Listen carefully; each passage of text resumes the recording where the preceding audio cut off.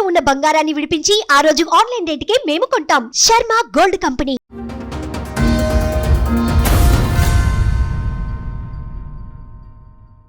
చెప్పండి తల్లి, ఏంటి మీ ప్రాబ్లం ఏంటి? పెళ్ళి అయినప్పటి సంది కొట్టడం తిట్టడం ఇవే చేస్తుండు మేడం. ఇప్పుడైతే మరీ ఘోరంగా నిందలు పెడుతుండు మేడం నీ మీద. అత్త మామల దగ్గర ఉన్న వాళ్ళకి చాలా టార్చర్ పెట్టేవాళ్ళు. ఏం టార్చర్?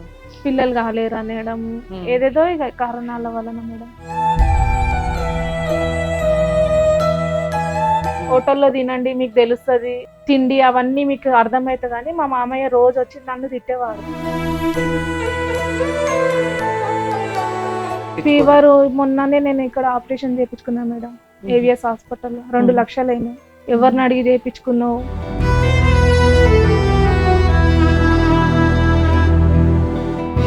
ఆపరేషన్ ఒకటి ఉంది కంపల్సరీ అని తెలుసా మీ ఆయనకి? తెలుసు. తెలిసినా సపోర్ట్ చేయలేదు.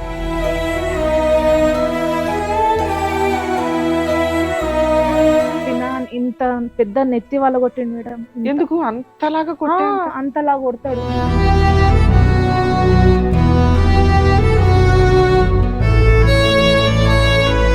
మూడు పూటలు కొట్టిండు మేడం ఆ రోజు. అది ఎందుకు కొట్టిండంటే ఆయన వేరే ఎఫైర్ పెట్టుకుండు మేడం.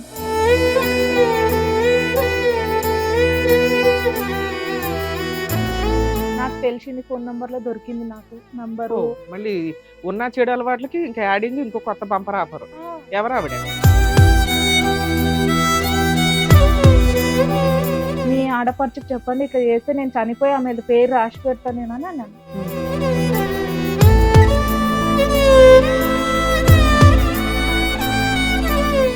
నన్ను వచ్చి ఒక రోజు మొత్తం కొట్టిండు, పొద్దున్న మధ్యాహ్నం రాత్రికి అయితే అడిగినందుకే నా తల వలగొట్టేసింది.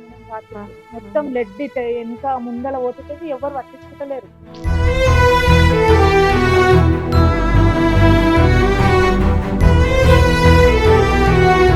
ఏదో వీడియో తీసుకొని ఇది నువ్వే అంటే నేను కాదని నేను నిరూపిస్తారా అందరికి మన మనోళ్ళకి అంటే మీరు రాలేడు మేడం. ఏం వీడియో?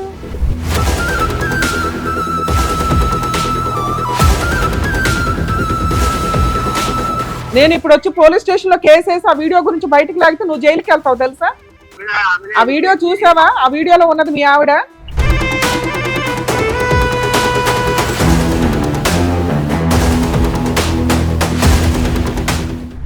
నమస్తే అమ్మా, చెప్పండి అమ్మా, మీ పేరేంటి, ఎక్కడి నుంచి వచ్చారు? నా పేరు చిట్టి మేడం, ఇంద్రనగర్ గుఫనగర్ అని మా ఏరియా.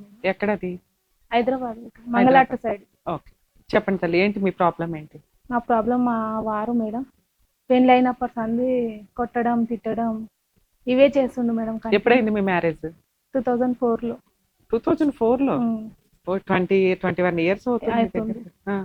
ఎంతమంది పిల్లలు? మీ హస్బెండ్ ఏం చేస్తారు, మీరేం చేస్తారు? మా ఆయన ఆయిల్ షాప్ లో పనిచేస్తాడు మేడం, ఆటో నడిపిస్తాడు. నాకు ఒక బాబు 14 సంవత్సరాల బాబు ఉంది. ఇక ఆయన పెట్టడం టార్చర్ వల్ల నాకు కొట్టడం వలన చాలా ఇబ్బందిగా ఉంది మేడం.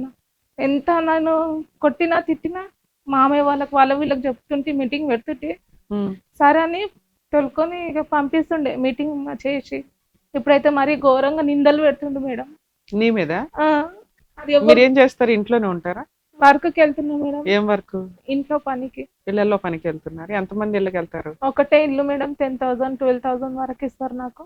అంత పని ఏం చేస్తావు ఇంట్లో? బట్టలు బాసన్లు డస్టింగ్ వంట చేసి ఇవ్వడం. వంట కూడా చేస్తారు? A to Z మొత్తం చేసిస్తాం. ఓకే, ఎవరెవరు ఉంటారు ఇంట్లో? పని కాడ మీరుండే ఇంట్లో మీ ఇంట్లో మేము ఇప్పుడు వేరు కాపురమే మేడం. ఎప్పటి నుంచి?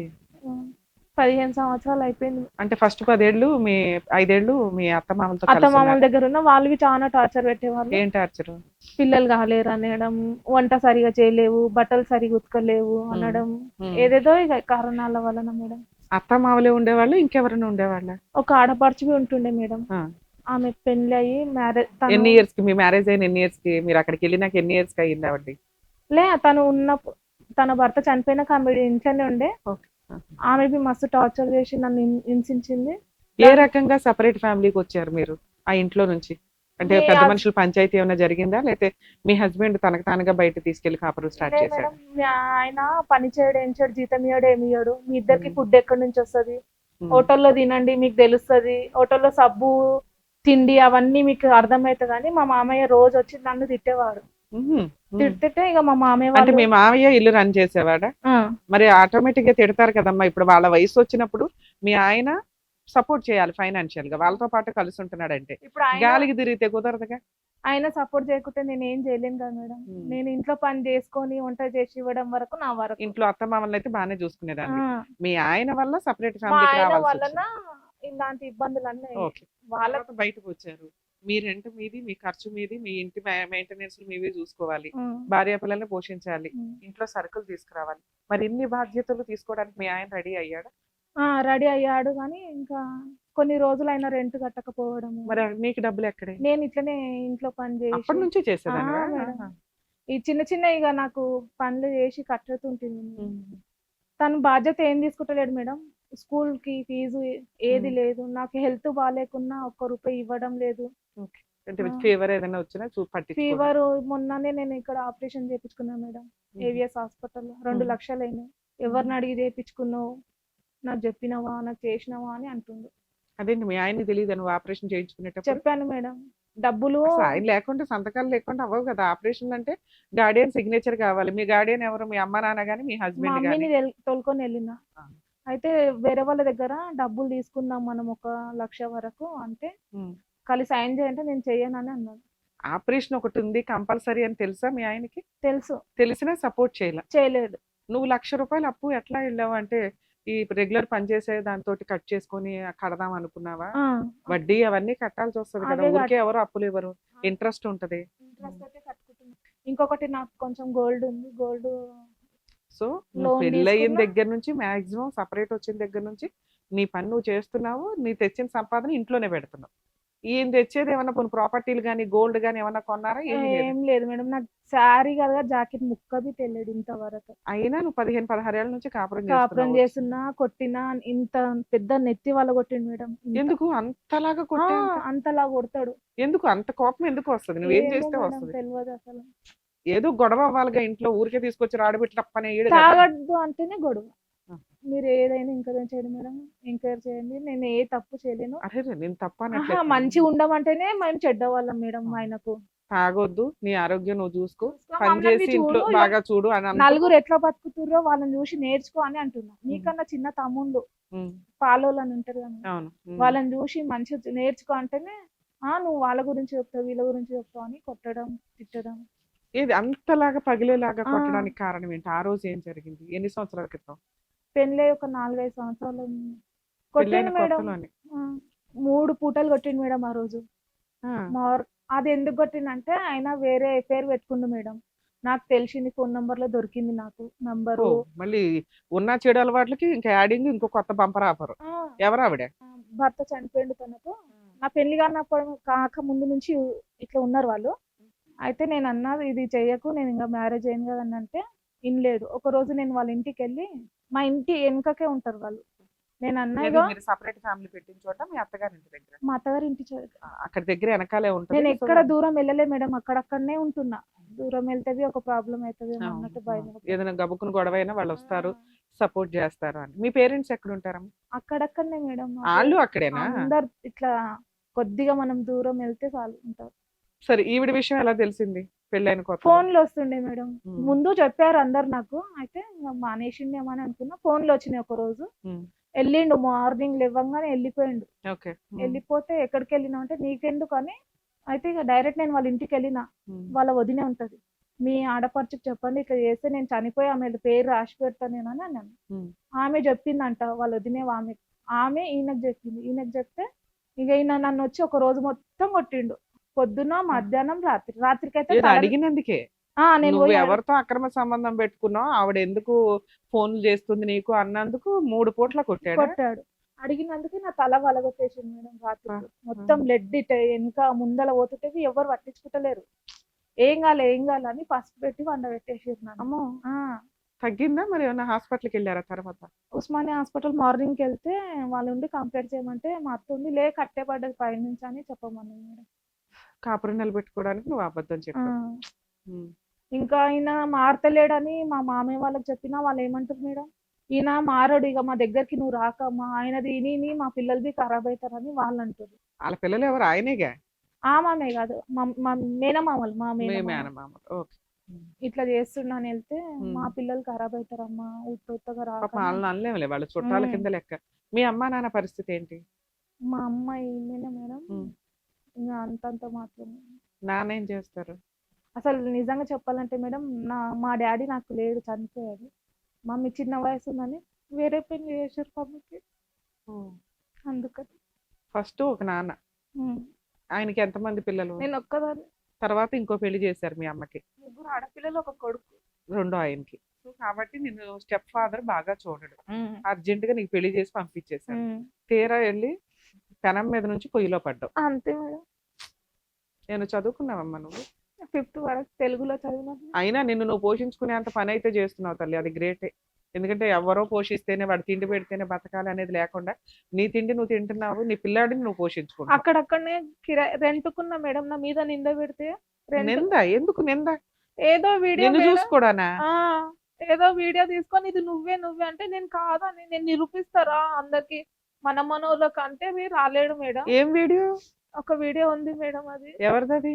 ఎవరిదో ఏమో మేడం. అది చూపించి నీ పర్సనాలిటీ లాగానే ఉంది, నువ్వే అంటున్నాడా? ఇంకా ఆమె పక్కగానే ఉంది, నా అంత బి లేదు మేడం. వేరే వాళ్ళు బి చూసి అన్నారు, మీ ఆవిడ లావు ఉంది, ఆమె బక్క ఉంది, నువ్వు పిచ్చి గిట్టంగా పట్టింది నీకు అని అన్నారంట వాళ్ళు.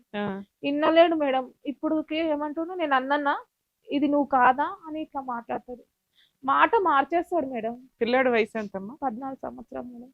నేను అక్కడక్కడనే రెంట్కుంటున్నా మేడం, మమ్మీ వాళ్ళ దగ్గరది ఉంటలేను. ఇప్పుడు మీ హస్బెండ్ తో కూడా ఉండట్లేదు? ఉండట్లేదు. ఎప్పటి నుంచి? 5 లో పడ్డది మేడం, 5 months లో పడ్డది. 5 months నుంచి. ఆయన ఇంట్లో నుంచి తరిమేసావా, నువ్వు ఇంట్లో నుంచి బయటకు వచ్చావా? ఆయన ఇట్లా నింద పెట్టిండని నేనే వచ్చేసిన మేడం. ఇది యూట్యూబ్ లోనో ఎక్కడో పర్సనాలిటీ లాగా ఉంది అని నువ్వే అని కన్ఫర్మ్ చేసేసారు. రాఖీల పండుగ రోజే మేడం. ఏంటి ఆ వీడియోలో ఏముంది? వీడియో నా ఫోన్ లో ఉంది మేడం. ఇది ఒకసారి చూపించదు, ఎందుకంటే నిజం ఐడెంటిఫై చేయాలి కదా. నీలాంటి పిల్లను కూడా అనుమానించాడంటే వాడు ఎంత మూర్ఖుడు ఏంటనేది మాకు తెలియాలిగా. వీడియో చూపించంటే సైకలాజికల్ ప్రాబ్లం కింద లెక్క. వాళ్ళ అక్క వాళ్ళందరూ మా అత్తమ్మకు అది మీ ఆయనకి వీడియో ఎవరన్నా పంపించారా, ఇంకా సోషల్ మీడియాలో ఉందా? అది అడిగాను మేడం నేను, ఎవరిని కేసిరా వీడియో చెప్పు అని అంటే చెప్పలేరు మేడం వాళ్ళు. నేనే చూసిన, ఇన్స్టాగ్రామ్ లో నేను చూసిన, మరి చూసినంత మాత్రం నాది నేను అనేది అన్నా. ఓకే, ఇన్స్టాగ్రామ్ లో ఏదైనా యాప్ లో ఉందా ఎవరిదన్నా ఐడి? సంతోష్ అనే దాంట్లో ఉంది. సంతోష్ మీడియా చేస్తారు చూడండి మేడం, ఆయనది అది. మరి ఆయన దగ్గర తీసుకెళ్ళి అడిగిపోయావా? ఆయన ఎక్కడ ఉంటాడో కనుక్కోలేకపోయినా మేడం నేను. అనుమానించడానికి హద్దులే లేకుండా పోతుంది. సోషల్ మీడియాలో ఉన్న ఒక వీడియోని చూసి అది తన భార్య పర్సనాలిటీకి సెట్ అవుతుంది కాబట్టి నా భార్యేనా అని డౌట్ పడుతున్న భర్త గురించి మనం ఇప్పుడు తెలుసుకుందాం. అది ఎప్పుడు ఖాళీగా దొరుకుతారని చూసింది. నేను ఇంకా కూతురు అమ్మాయిలు ఎట్లా ఉన్నాను కదా, అమ్మయ్య దొరికేది. నాకుంది బాబు, అక్కడ కూతురు అని వచ్చింది మేడం, ఆ మాత్రం వాళ్ళు కనిపెట్టలేకపోయారు మేడం.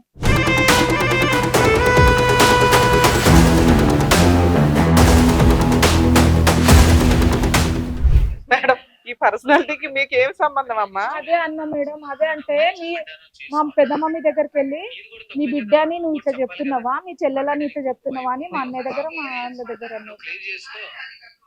అరే ఇక్కడ ఫేస్ క్లియర్ గా కనిపిస్తుంది కదమ్మా, నువ్వు కాదని. ఆయనది వాళ్ళు నువ్వే ఆయనకి ఏ రకంగా నమ్మకం నువ్వని? ఏమో మేడం, అదే అన్నా నేను. సరే నేనంటే అబద్ధాలు నలుగురికి చూపిస్తాం, అసలు అక్కడ ఇంకో నలుగురు ఉన్నారు కదమ్మా, వాళ్ళన్నా చెప్తారు కదా. ఇప్పటి వరకు మా ఇంటికి రాకుండా అదే అంటున్నా నేను. సెన్స్ లేక. సరే ఈ వీడియో మేము కూడా పెట్టొచ్చా? పెట్టండి, సంబంధం లేదు, నీకు సంబంధం లేని వీడియో. కాకపోతే ఒక అనుమానం అనేది ఎంత దరిద్రంగా ఒక ఆడపిల్ల జీవితాన్ని రోడ్డు మీద వేసింది అంటానికి ఈ వీడియో ఒక ఎగ్జాంపుల్. ఇది వీడియోకి సంబంధం లేదు, ఎందుకంటే ఇక్కడున్న పంచాయతీ అంతా కూడా ఎవరో ఒక పెళ్ళైన భర్త ఎవరో ఒక అమ్మాయి తోటి రెడీ హ్యాండెడ్ గా దొరికారు. వాళ్ళ వైఫ్ వాళ్ళ చుట్టాల వైఫ్ వాళ్ళ చుట్టాలు వీడియోలు తీశారు.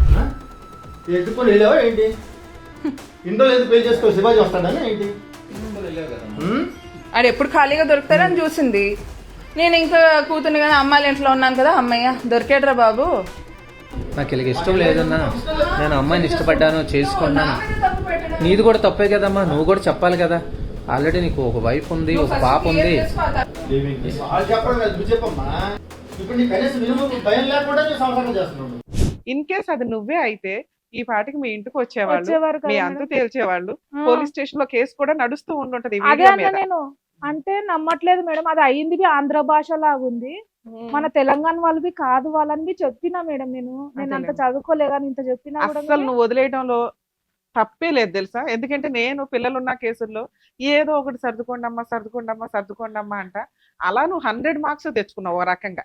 కానీ క్యారెక్టర్ దాకా వచ్చి ఆ, చెయ్యని తప్పుకి అది నువ్వు కాదు అని కన్ఫర్మ్ అయిన తర్వాత కూడా పిచ్చెక్కినట్టు నువ్వే అంటున్నాడు చూసావా. అలాంటి వ్యక్తితో కలిసి ఉండడం అనేది నిజంగా అదే danger. నాకు పెయిన్ అవుతుంది మేడం. నలుగురిలో ముఖం చూపించుకోలేకపోతున్నాను ఇది ఊరంతా అదే చూపిస్తున్నాడు. వాళ్ళకి ఎంత బుద్ధి లేదు తల్లి. చూపిస్తుండే ఇప్పుడు మేడం. మీరెవరో కూడా మాకు తెలియదు, చూస్తేనే మాకు అర్థమైపోతుంది అక్కడ కూర్చున్న పర్సనాలిటీ గాని వ్యక్తి గాని నువ్వు కాదు అని. కొందరు ఇక మంచి వాళ్ళు ఉంటారు, కొంత వాళ్ళ మీద చెడు, ఇప్పుడు శత్రు వాళ్ళు వింటారు కదా, వాళ్ళు ఊ అంటారంట, మంచి వాళ్ళేమో లేదంటారు. వాళ్ళు ఎందుకంటారు ఊ అని? నాకు వాళ్ళకి పడదు కాబట్టి వాళ్ళు ఊ అన్నారు. చూసి నువ్వు అన్నారా కొంతమంది అయినా? కొంతమంది అన్నారు మేడం. ఎవరు కాదు మేడం, మా ఆడపడుచులు వాళ్ళే. ఆ, మీ ఆడబడుచు ఆ బ్యాచ్ వేరేలే. మీ ఆడబడుచు అనటం, మీ అత్తగారు అనటం, మీ మామగారు అనటం, వీటిని మనం కౌంట్ చేయకూడదు. బయట వాళ్ళు ఎవరన్నా అసలు అది చూసి మీరు అంతకుముందు బాగా సన్నగా ఉండేవాళ్ళ. ఆ, ఈ వీడియో ఎప్పుడుదోనా రీసెంట్దా? రీసెంటే మేడం. Recent video. ఈ వీడియో రీసెంట్ వీడియో. ఈ రీసెంట్ వీడియోలో మీ పర్సనాలిటీ వేరు. మీరు ఎప్పటి నుంచి ఇంత ఇలా ఉన్నారు? నేను ఒక 10 సంవత్సరాల పైననే అయింది మేడం ఇట్లా అది కావడం వల్ల. రీసెంట్ వీడియో తల్లి. వాళ్ళు అప్లోడ్ చేసింది కూడా ఒక 1 వీక్ బ్యాక్, నాకు ఒక thyroid 5-6 months back, 7 months back. అంతే మేడం. 7 మంత్స్ బ్యాక్ మీరు ఇలాగే ఉండుంటారుగా. పర్సనాలిటీ ఇంత ఏ రకంగా టాలీ అవుతుంది? మీ ఆయన కన్నా బుద్ధి ఉండాలి కదా తల్లి. ఏమన్నా అక్షరాలు చదవంటే నాకు కనిపిస్తలేవు అని అన్నావు. ఈ ఉమ్. వీడియోలో నన్ను ఎట్లా గుర్తుపట్టినావని నేను అడుగుతున్నా మేడం. ఇప్పటికైనా నేను అదే అడుగుతున్నా. నేను ఇప్పుడు ఒక రూమ్ రెంట్ తీసుకొని రెంట్లు ఉంటున్నా మేడం. అయితే మా మామయ్య ఏమంటాడంటే, ఎవరు ఎట్లా పోయారో అట్లనే వస్తారు, ఎవరినేం తొలక రావద్దు మనం అని అన్నాడంట. సరే నేను తప్పు చేయలేదు, నేను రాను అని చెప్పిన వాళ్ళకి. ఇప్పుడు వేరే అక్రమ సంబంధం ఏమైనా ఉందా మీ ఆయనకి? ఏం లేదు ఇప్పుడు నాకు అలాంటివి అంటాడు, కానీ నాకు ఫోన్ నంబర్లు అవన్నీ దొరికినాయి మేడం ఉమ్. ఆయన దగ్గర నుంచి. ఇప్పుడు ఎవరు కొత్తగా? ఎవరో ఏమో ఇక మేడం, నాకు ఫోన్ నంబర్ అయితే దొరికింది, కానీ మళ్ళీ ఏమంటాడు, ఆమె నాకు కూతురు వరుస అవుతుంది, నాకు చెల్లెలు వరుస అవుతుంది అని ఇట్లా అంటుండు ఆయన.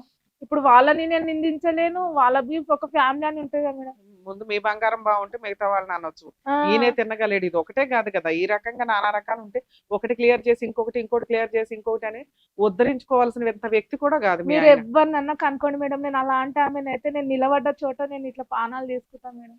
నిజంగా చెప్పు, నేను అది నింద పెట్టంగానే నాకు ఆ రోజు రాత్రి అంతా ఏడ్చిన మేడం. సాటర్డే రోజు, సండే రోజు అట్లనే ఏమంటాను, ఈ వీడియో నలుగురికి చూపియాలా. కానీ నీకు అనిపించలేదా ఇడికేదో పెచ్చ పట్టిందని చెప్పి అట్లా తీసుకెళ్లి పిచ్చి ఆసుపత్రిలో వేసేస్తే అయిపోయేది? ఎవరు నమ్మట్లేదు మేడం నేను చెప్పేది, అందరూ ఆయనదే అని అంటారు. నీకు వెనకాల బ్యాక్గ్రౌండ్ లేదు, లేక ఇట్లా చేస్తుంది కుటుంబంలో అమ్మా నాన్న ఆ. కుటుంబం అనేది కొంచెం స్ట్రాంగ్ గా లేదు. సో దానివల్ల అటువైపు అపోజిషన్ పార్టీ. ఇప్పుడు మాది మేము వండుకొని తింటున్నా, మాకు ఆశిస్తుండు నాకు టిఫిన్ పెట్టు, మళ్ళీ రోజు వస్తున్నాడు వచ్చి- సిగ్గు ఆ, లేకుండా. రోజు వచ్చి సిగ్గు లేకుండా వస్తున్నట్టేగా. రోజు వస్తాడు, రోజు గొడవ చేస్తాడు మేడం. ఏం ఆహా. చేయాలి, పనికి పోవాలా, ఈ గొడవ వినాలా. ఆ బాబు అంతంత మాత్రమే చదువుకోవడం, నేను ఫీజు కట్టుకోవాలా అని నాకు టెన్షన్ పెట్టుకుంటే నేను లావ్ అయిపోతా మేడం. కాదమ్మా, ఇంత నువ్వు అతనితో భరించలేక కదా బయటకు వచ్చావు, ఒక తప్పు నీ మీద వేసాడు అని. మళ్ళీ ఇంటికి ఎందుకు రానిస్తున్నావు? ఉప్మా వండి పులిహార వండి ఇవన్నీ ఎందుకు పెడుతున్నావు? అసలు నేను రాను అనేవాడు నువ్వు గుమ్మని ఎక్కాడా?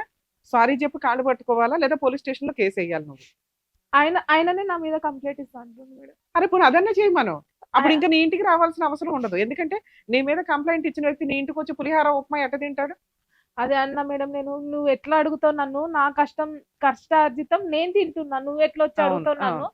నువ్వు నాకు 1 రూపాయి ఇస్తలేవు, ఏమి ఇస్తలేవు అని అంటే బరాబర్ తింటా ఇట్లా అంట. అంటే బాగా సిగ్గులేదు దానికి లీడరు అనేది క్లియర్ గా అర్థం అవుతుంది. సరే, నీ ధైర్యం ఎక్కడికి వెళ్ళిపోయింది?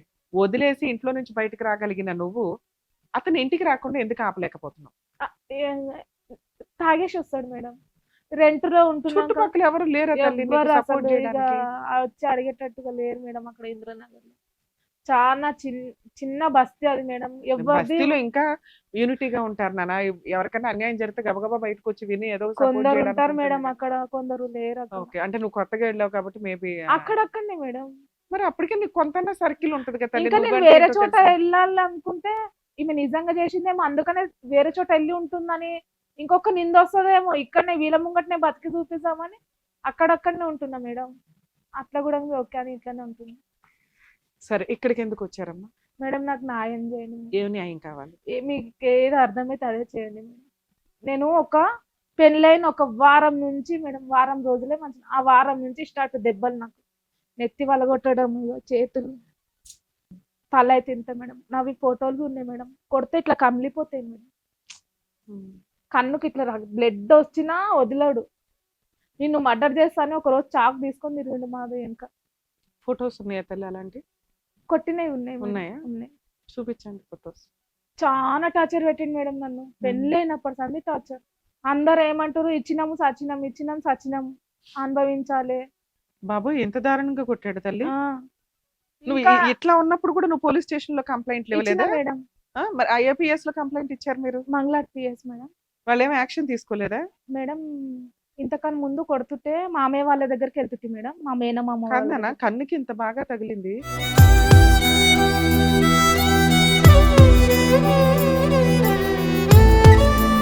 కన్నుకే కాదు మేడం, ఈ నెత్తి మొత్తం ఇట్లా స్టిచెస్ చేస్తా అంటే నాకు భయపడి వేయించుకోలేను మేడం.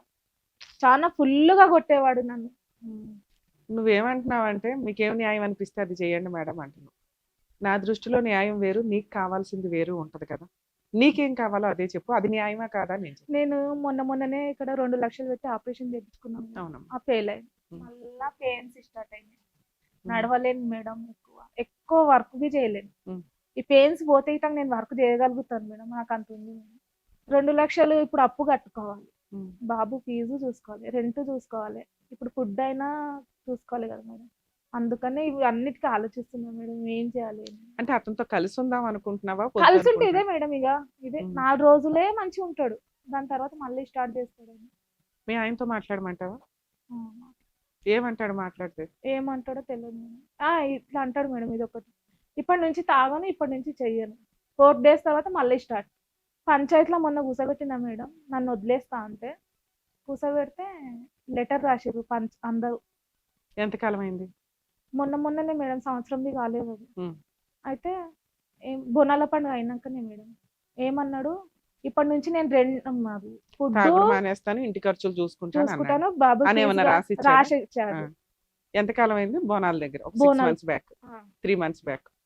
నువ్వు వచ్చేసి 5 months అయింది కదా. నువ్వు 5 బయటకు వచ్చేసినాక ముందేనా?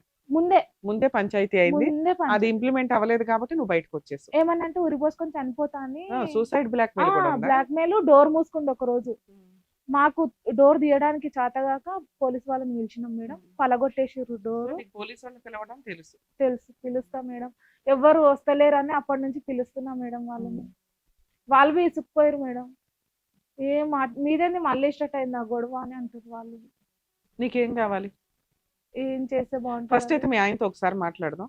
ఎందుకు అంటే ఎప్పుడైనా కానీ మనం ఫ్యామిలీ డిస్ప్యూట్స్ విషయానికి వచ్చినప్పుడు ఖచ్చితంగా ఒక అమ్మాయిని 3 విషయాలు రెగ్యులర్గా చెప్తూ ఉంటా. ఒకటి, సెల్ఫ్ రెస్పెక్ట్తో ఉండండి.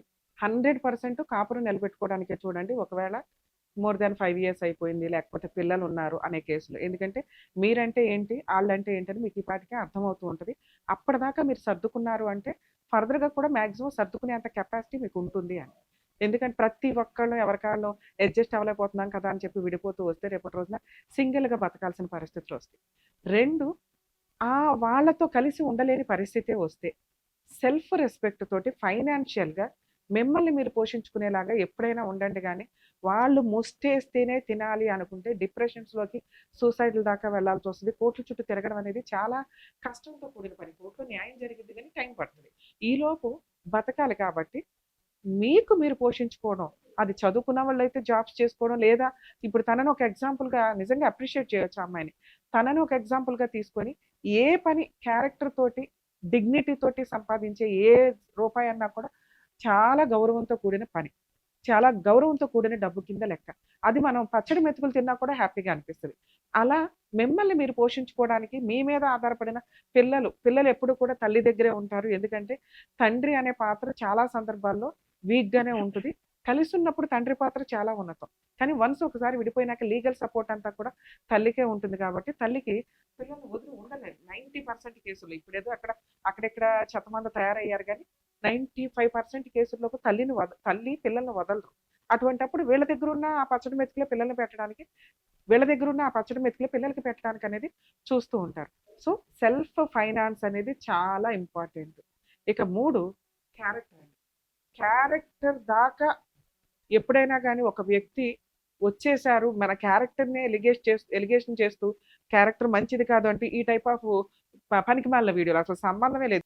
లేదా నీ బాయ్ ఫ్రెండ్ ఎవరో మాట్లాడారు, ఆ పాత బాయ్ ఫ్రెండ్ మాట్లాడారు, ఆఫీసులో స్టాఫ్తో మాట్లాడుతున్నావు, నువ్వు రాత్రి లేట్గా వచ్చావు, రాత్రి ఫోన్లు మాట్లాడుతున్నావు అంటూ నిజంగా మీకు ఎటువంటి అక్రమ సంబంధాలు లేకపోయినా కూడా అనుమానిస్తూ క్యారెక్టర్ దాకా వచ్చేస్తే ఇక అలాంటి వ్యక్తితో కలిసి ఉండడం అనేది కొంచెం కష్టమైన వ్యవహారం. కాబట్టి కొంతకాలం దూరంగా ఉండి వాళ్ళకి కౌన్సిలింగ్ ఇవ్వడమా, మారటమా, అప్పటి వరకు కొంచెం ఆలోచించండి అని చెప్తాం. సేమ్ మనం ఇప్పుడు ఈ కేసులోకి వస్తే ఈ అమ్మాయికి ఈ 3 కూడా ఇంప్లిమెంట్ అయినాయి. పర్ఫెక్ట్. వెనకాల బ్యాక్గ్రౌండ్లో పాపం ఎవ్వరూ లేరు. అయినా కూడా ఒక మంచి కుటుంబం అని చెప్పి తల్లి వాళ్ళ అమ్మ సపోర్ట్ తోటి ఏదో మ్యారేజ్ అయితే చేశారు. కానీ ఆవిడ పరిస్థితి ఏంటంటే పెనం నుంచి పొయ్యిలో పడినట్టు అక్కడికి వెళ్ళినాక కూడా భర్త వెనకాల వాళ్ళతో అక్రమ సంబంధం పెట్టుకోవడం, అత్తమామల హెరాస్మెంట్ అనేది ఎక్కడైనా కామన్గా ఉంటుంది. అందులోనూ ఆడపిల్లకి బ్యాక్గ్రౌండ్ పేరెంటల్ సపోర్ట్ ప్రాపర్గా లేదు అనే కేసుల్లో వాళ్ళ డామినేషన్ ఇంకొంచెం ఎక్కువగా ఉంది. మనకి ఇంకా అవసరం కాబట్టి సర్దుకుందనే అనుకోవాలి అక్కడ. ఇక భర్త విషయానికి వస్తే ఫైనాన్షియల్గా వీకు, సరిగ్గా పనిచేయడు, ఎదురు అక్రమ సంబంధాలు, తాగుడు. ఇక తాగుడు ఉందంటే చాలు మిగతా అన్నీ ఆటోమేటిక్గా అట్రాక్ట్ అవుతాయి చేయడాల పట్ల. అలాంటి వాటికి రెడీగా కూర్చున్న వ్యక్తి అతను. దాంతోపాటు ఇప్పుడు బ్రెయిన్ కూడా దొబ్బింది అనడానికి ఒక 8 months నుంచి జరుగుతున్న ఇన్సిడెంట్ ఒక ఎగ్జాంపుల్. 14 years పిల్లాడిని ఇంట్లో పెట్టుకొని ఈ రకంగా ఒక తండ్రి క్యారెక్టర్ ఉంటే ఇంకొక 5 yearsలో పిల్లాడు బయటకు వచ్చి అసలు 5 years కూడా నేను ఇవ్వట్లే, ఇప్పుడు జనరేషన్ చాలా ఫాస్ట్గా మూవ్ అవుతుంది. 14 years ఒక పిల్లాడి ఆలోచన విధానం ఎలా ఉంటుంది, రేపొద్దుట ఎలా పెరుగుతాడు, అతను రేపొద్దుట ఒక క్రిమినల్ గానో ఒక తల్లి మాట వినని వ్యక్తిగానో మారటానికి ఎక్కువ అవకాశాలు ఉన్నప్పుడు రేపు ఏ అమ్మాయి అతన్ని నమ్మి పెళ్లి చేసుకుంటుంది? చేసుకున్న అమ్మాయి ఎందుకుంటుంది? ఎందుకంటే అమ్మా నాన్న ఇలాగే చూస్తున్నాడు, సొసైటీలో ఉన్న వ్యవహారం అలాగే ఉన్నప్పుడు అమ్మని అంత తక్కువ చేసి నాన్న మాట్లాడుతుంటే పిల్లల ఆలోచన విధానంలో కూడా డౌట్ రేజ్ అవుతుంది. ఎందుకంటే రియాలిటీ తెలియదు, చిన్నపిల్లలు కదా. మగపిల్లలు ఉన్న కేసులు కానీ ఆడపిల్లలు ఉన్న విషయాల్లో ఈ రోజున సొసైటీ చాలా దారుణంగా ఉంది. కాబట్టి తల్లిదండ్రులు 15 ఏళ్ళు 20 ఏళ్ళు పెళ్లిళ్ళు చేసేసుకొని ఇప్పుడు ఏదో క్యారెక్టర్ల గురించి మాట్లాడుకుంటే వాళ్ళ జనరేషన్ ముందుకు వచ్చింది. మీది కాదు, మీది ఇంకా అయిపోయింది. ఏదో రకంగా నోరు మూసుకొని సర్దుకొని ఉండాలి. అలాంటిది ఒక ఫేక్ వీడియోని పట్టుకొని కనీసం ఏఐ వీడియోనో లేకపోతే ఈవిడికి కాస్తన్నా ఇంప్లిమెంట్ అవుతుంది అన్నట్లుగా కూడా అనిపించట. ఎవరో ఒక వ్యక్తి అక్రమ సంబంధం పెట్టుకుంటే వాళ్ళ ఆవిడ వచ్చి వాళ్ళ ఆయన్ని 4 బీకుతుంది. అందులో ఒక అమ్మాయి బాగా సన్నగా ఉంది, ఆ అమ్మాయి ఈవిడ అని ఈయన అనుమానపడ్డాడు.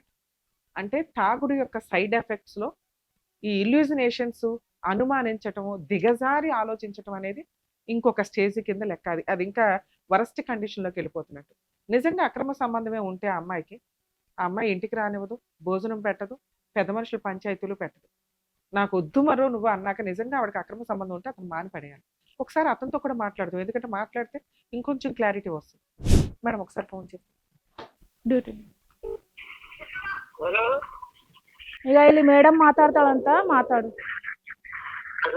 మేడం హలో, లక్ష్మణ్ గారా మాట్లాడేది? నేను సుమన్ టీవీ నుంచి అడ్వకేట్ రమ్యాని మాట్లాడుతున్నానండి, న్యాయవేదిక ప్రోగ్రామ్ నుంచి. సుమన్ టీవీ నుంచి మాట్లాడుతున్నాను, అడ్వకేట్ ని మాట్లాడుతున్నాను. మీ వైఫ్ చిట్టి గారు ఇక్కడికి వచ్చారు. ఎందుకు అంటే ఒక 5 months నుంచి తను సపరేట్ గా ఉంటుంది. తనకి రీసెంట్ గా ఆపరేషన్ అయితే కూడా 2 లక్షలు అప్పు చేసిందంట. ఇల్లు గడవటం కష్టంగా ఉంటే మీరు ఒక తొక్కులో వీడియో ఒకటి పట్టుకొని ఆవిడని అనుమానిస్తూ ఎదురు ఆవిడింటికే వచ్చి నాకు తిండి పెట్టు, భోజనం పెట్టు అంటూ ఆవిడని హింసిస్తున్నారట. అసలు ఏంటి నిజం? నువ్వు అంత అనుమానించినాక ఆవిడ ఎందుకు ఉంటుందయ్యా వెళ్ళిపోకుండా? ఆ వీడియో చూసావా? ఆ వీడియోలో ఉన్నది మీ ఆవిడ? ఆ వీడియోలో ఉన్నది మీ ఆవిడ అనిపిస్తుందా మీకు? ఆ వీడియోలో ఉన్నది మీ ఆవిడ అనిపిస్తుందా మీకు?